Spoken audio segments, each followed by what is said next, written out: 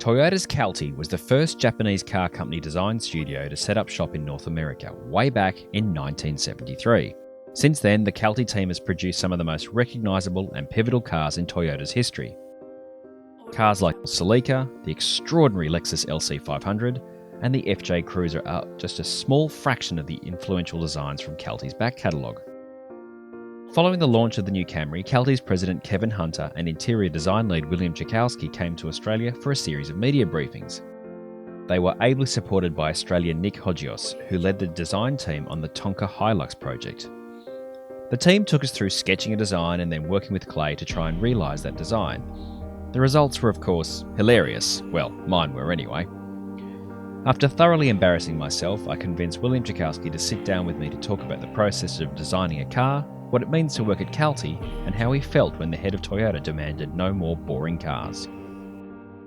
Your role is now interiors, but you've done exteriors as well. Correct. So we've got a Camry here in the corner, and that's the brand new Camry. When did your team first put pen to paper on the first sketches for the Camry? When did we put pen to paper? For the first time on this Camry. Oh my God, I can't even think of. I mean, so it was 5 years or something like that. Yeah, maybe three years ago, something like that. Just roughly speaking. Yeah. I always say like pen to pavement is essentially like maybe 3 years, somewhere in that range. And so you start with. We don't start with this. We don't start with this. Absolutely not. But this is the kind of thing. It's you get people sitting around, and they start sketching, and they start talking about the ideas, and so how long from that first pencil to paper does the concrete ideas for the car start to come together? I mean, every project is different. You know, sometimes you get a brief and you know what you're gonna. You're doing the Camry or you're doing the Corolla or something. You get a brief and the teams. You have usually multiple teams competing, and everybody's trying to get the winning design. And it could be sometimes it's the first sketch that you draw, could be the one that the studio we rally behind. But a lot of times, it's it takes a number of people and months to come up with an idea. Yeah. And a lot of times you circle back and you go, that first sketch, that was it. So you get to the drawn design. When does this masterpiece begin? So and what's the process there? This This is clay. Now, even I was surprised that clay is still an important part of the process. And it's never gone away, has it? Right. Yeah. No, I mean, automotive design it's a very it relates to you as a person, right? You walk around it, it's visceral. So get a clay modeler, they're an artist. Besides, the designer's an artist as well, but the clay modeler is an artist, and they can impart some extra bit of soul and emotion into the skin of the vehicle in a way that a digital modeler, you can do that as well, but there's almost no substitute for getting the hands on the vehicle, and it brings to life, I think, the same emotion that one creates with a pen. They can do that in the clay as well. Yeah. And so your specialty is interiors now. Correct. That, and you made a conscious decision to move into that, or were you just drawn to it? I think creatively, both avenues offer the a lot of movement and a lot of possibilities. But interior, I really gravitated to the combining a whole bunch of small products together into one large product, and it's like a symphony. You have to play this up a little here, a little up here, and you have to make them all feel like they're part of the same composition. And it's a unique challenge. Exterior has its own challenges, but interior offers this unique challenge that really appeals to me.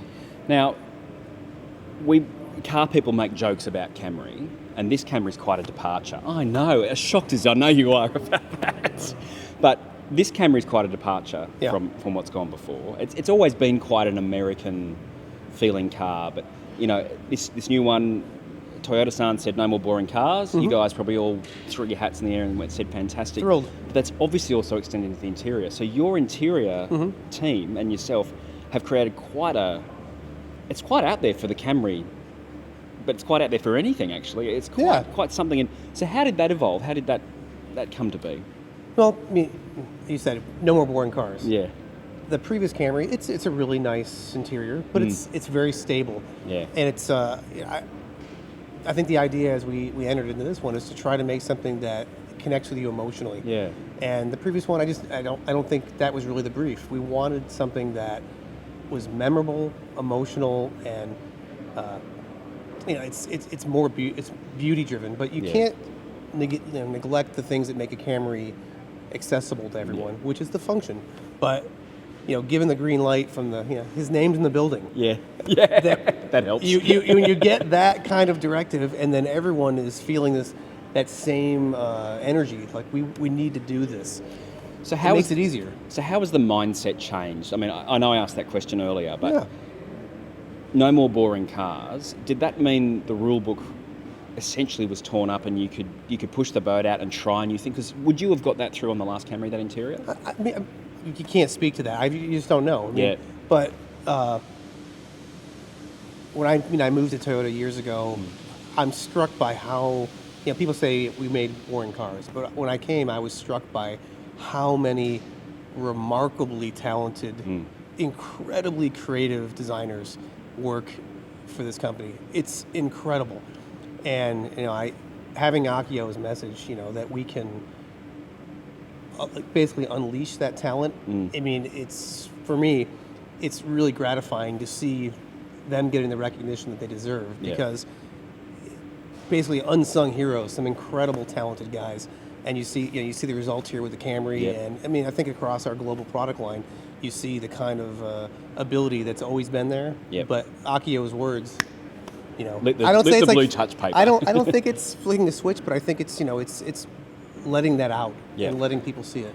So working for Calty, which for car people, it's Celica, it's FJ Cruiser, it's a lot of those quite genuine iconic Toyota cars. Right. What does that mean to you as a designer to work at Calty?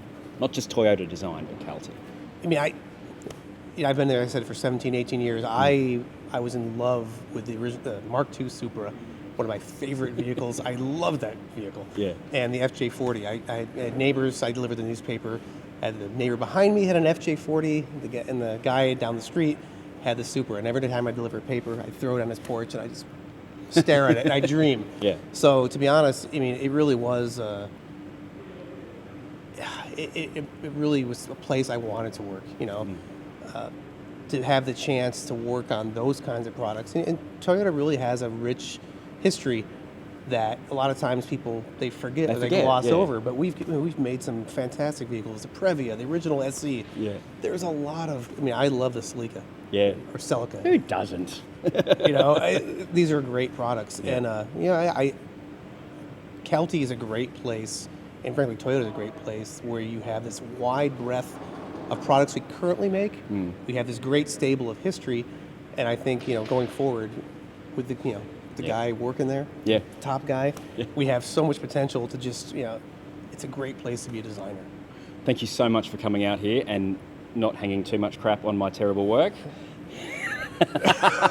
No, thank you. Brilliant. Thank you. Thank you. Appreciate it.